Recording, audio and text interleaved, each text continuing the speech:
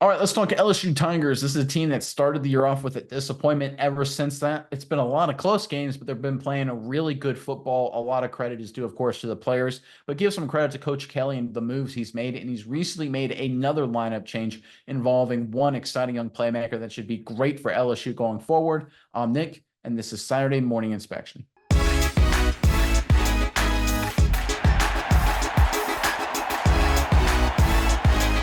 All right, this Tigers team, this LSU Tigers team, they've kind of come out of nowhere after a disappointing start. I say coming out of nowhere because after they lost to USC, a lot of people said, here we go again. It's just like when they lost to Florida State last year. They're going to be good, not great. Ever since that game, there's been a lot of close games, a little heartburn there, but they found a way to be clutch. They found a way to get big W's. Give a lot of credit to Brian Kelly for the moves he's made, and he's recently made another smart move involving a key playmaker, like I said in the opening. Let's pull up this report here, courtesy of SI.com. LSU true freshman Tradez Green has proved to Brian Kelly and the coaching staff that he's deserving of meaningful snaps in year one with the program. The former number one tight end in the great United States of America coming out of high school, Green has brought the five-star hype to Baton Rouge with him. Kelly and company have elected, here's the big part here, to move Green to a slot receiver role for the remainder of the season in order to get him on the field more. On average, Green has played roughly 6 snaps per game during the first 7 weeks of the season, but a move to receiver changed his role drastically. Again, this is a smart move for a number of reasons. Obviously, a big-time recruit like this in the transfer portal, NIL era, you want to get him on the field as soon as possible. It also doesn't hurt that this is a kid in Green who could be a matchup nightmare for literally any opponent left on the LSU schedule. Great decision here by Brian Kelly. Miles, I'm curious what your thoughts are on this, but LSU fans, comment section below.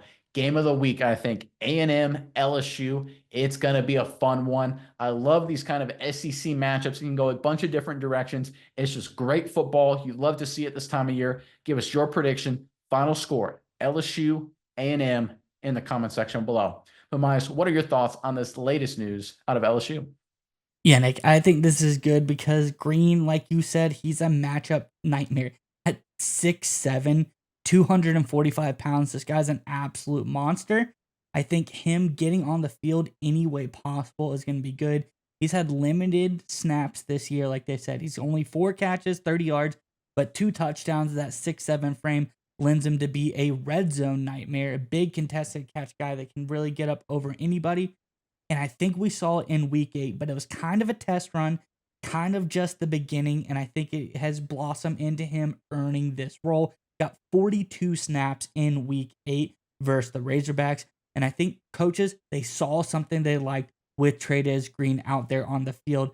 So now he's earned himself a role where he is going to be worked in more often. I think that shows good. It's really good when you have too many good players and you have to start moving guys around. We've seen it happen a lot, especially on the defensive side of the ball. It's a little easier to move guys around that linebacker, safety, hybrid type of position, get guys moved around there. But when you can do it on offense, I think anytime you can do that, it just is better. Give you more playmakers on the field because we've got great tight ends, you've got great quarterback, always have great receivers. You move a guy that was traditionally in the tight end spot that maybe not having a lot of playing time there, get him out in to be a receiver. I think this is going to be good for Garrett Nussmeier and this offense going forward.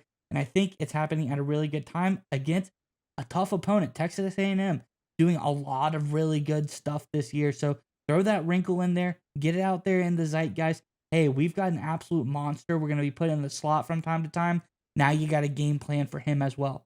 There's not a lot of tape on him either because he hasn't played a lot of snaps this year. I think this is a really smart move just strategically, but also it's going to pay off for this team as well. Great job by Brian Kelly and co.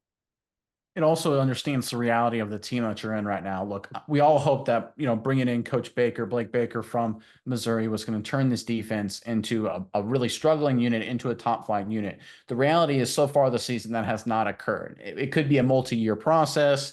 It could take, maybe it takes more time this season. Who knows? But the reality is right now, the strength of this team is clearly not on the defensive side of football. They are not a college football playoff team on defense. They do, however, have the ability on offense to win games, win a lot of games, and make a real serious run, not just in the SEC, but to the college football playoff as well, especially considering it's expanded 12-team playoff this year and going forward, of course. So what does that mean? It means you have to understand you're an offensive football team. You can kind of lie to yourself. You can sit there and say, no, our defense is fine. We'll figure it out. Even though we're third worst in the SEC, I believe right now, according to statistics. Yeah, third worst in yards per game, according to ESPN.com. So you look at the situation right now and you can tell yourself and lie to yourself as a coach and say, oh, our defense is fine. I don't believe the stats. I don't believe how we've had some bad games. We'll figure it out. Or you can be honest and say, we're an offensive team. We're going to win games by outscoring folks, by beating them, like we kind of had to do against Ole Miss, like what happened against South Carolina, right? We're going to have to beat teams by outscoring them and lighting up the scoreboard. And to do that, you need all playmakers all the time on the field. You need to be ready to essentially play grass basketball. And I know a lot of LSU people coming into the season was hoping that would not be the case. I hope so too. Baker and his defense to this point have fallen woefully short of the expectations. We don't know what the future holds. I expect at some point it'll improve, but you have to live in the reality you're in right now, which is for LSU, you're an offensive football team with a struggling defense. You've got a great offense. You've got a lot of skill players. Get him on the field. Surround your quarterback with so many weapons that he can't help but throw for 300 yards and 4 scores. If you do that, you can win 11, 12 games going into the SEC championship and make a serious run in a national title. It won't be pretty. You'll win a lot of close games, 40-37, 35-34, 41-38. That'll be a lot of games for LSU, but winning is winning. And you get there by understanding the reality you're in right now. I can't stress that enough. I can't tell you how many times coaches just lose sight of that and they just think, well, our offense is bad, but we'll turn it around. We'll keep doing the same thing on offense. It's dumb. It's stupid. Understand the team you have right now. Coach Brian Kelly obviously does. Smart move by him too.